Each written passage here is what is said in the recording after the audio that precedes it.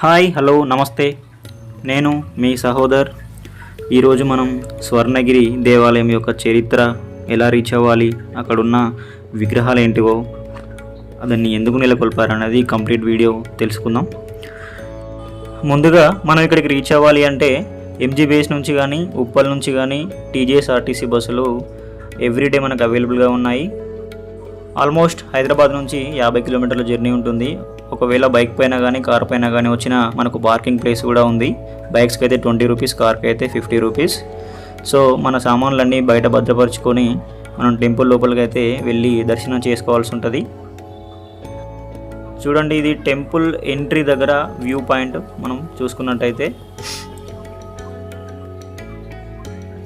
ఇది entry point దగ్గర మనకి శ్రీ వెంకటేశ్వర స్వామి పాదాలు మనం చూడొచ్చు. ఇక్కడ నుంచి ఒక 100 మీటర్స్ స్టెప్స్ ఎక్కి వెళ్ళాల్సి ఉంటుంది పైనకి. చూడండి, ఈ మెట్ల మార్గంలో మనం వెళ్ళాల్సి ఉంటుంది. పైన కూడా మొత్తం గోవింద నామస్మరణతో గోవింద అని రాయడం జరిగింది. ఇక్కడ చూడండి అవతారాలు: కూర్మ అవతారం, వరాహ అవతారం, అండ్ మనకు సంబంధించి ఇక్కడ అన్ని అవతారాలు కూడా నెలకొబడింది. చూడండి, నరసింహ అవతారం మరియు వామన అవతారం, ఇంకా చాలా ఉన్నాయి. చూడండి, ఇదే మార్గంలో మనం పైనకి అనేది వచ్చేసాం. పైనకి వచ్చేసిన తర్వాత ఇక్కడ శుభ్రంగా మన కాళ్ళు కడుక్కొని అక్కడ వాటర్ తాగొచ్చు. మంచి నీటి సదుపాయం కూడా ఏర్పాటు చేశారు దేవాలయ శాఖ వాళ్ళు. అండ్ చూడండి, ఇక్కడ చాలా విగ్రహాలు నెలకొల్పారు. ఈ విగ్రహాలన్నీ ఎక్స్ప్లెనేషన్ కూడా నేను చేస్తాను. ఇది మనకు మెయిన్ ఎంట్రీ, లోపలికి ఫోన్ అలో లేదు. ఓకే, ఇది మనకి బయట ఉండే గజస్తంభం లాగా ఒక స్తూపం అండి.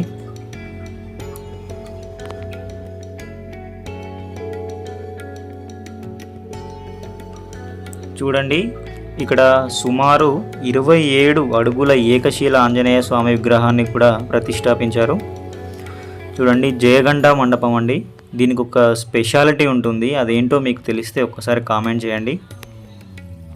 కలియుగ ప్రత్యక్ష దైవం శ్రీ వెంకటేశ్వర స్వామి దేవాలయం తెలంగాణ రాష్ట్రం యాదాద్రి భువనగిరి జిల్లా భువనగిరి సమీపంలోని మానేపల్లి హిల్స్లో నిర్మించబడింది. దీనిని చిరంజీవి స్వామి చేతుల మీదుగా మార్చి 2024లో ప్రతిష్టాపించారు. సుమారు 22 ఎకరాల్లో ఈ ప్లేస్ అనేది ఉంది. పల్లవ, విజయనగర, చోళ, చాళుక్య శిల్పరీతులతో ప్రాకారానికి 4 వైపులా 4 రాజగోపురాలతో విశాలమైన మండపాలలో 5 అంతస్తుల విమాన గోపురంలో కూడిన గర్భాలయంలో 12 అడుగుల ఎత్తైన శ్రీ వెంకటేశ్వర స్వామి విగ్రహాన్ని నెలకొల్పడం జరిగింది. సుమారు 27 అడుగుల ఏకశిలాంజనేయ స్వామి విగ్రహం కూడా నెలకొల్పారు. ఇందాక మనం చూసాం.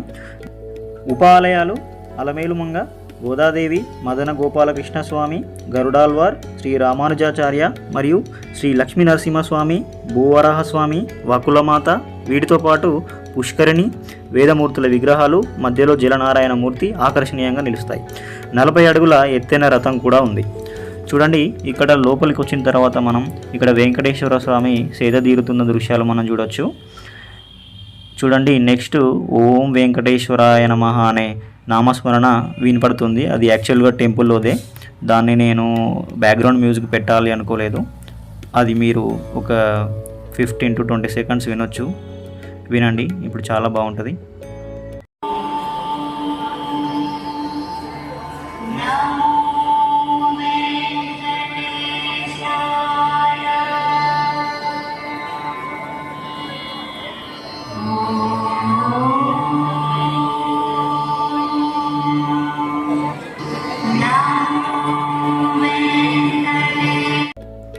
విన్నారు కదా, యాక్చువల్గా అది ఈ టెంపుల్లో నుంచి వచ్చిన ఒరిజినల్ వాయిస్ అండి. దాన్ని నేను ఎలాంటి మ్యూజిక్ అనేది యాడ్ చేయాలనుకోలేదు.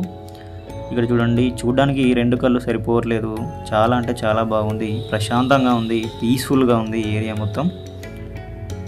కాసేపు అలాగే చూస్తూ ఉండిపోయాను నేనైతే.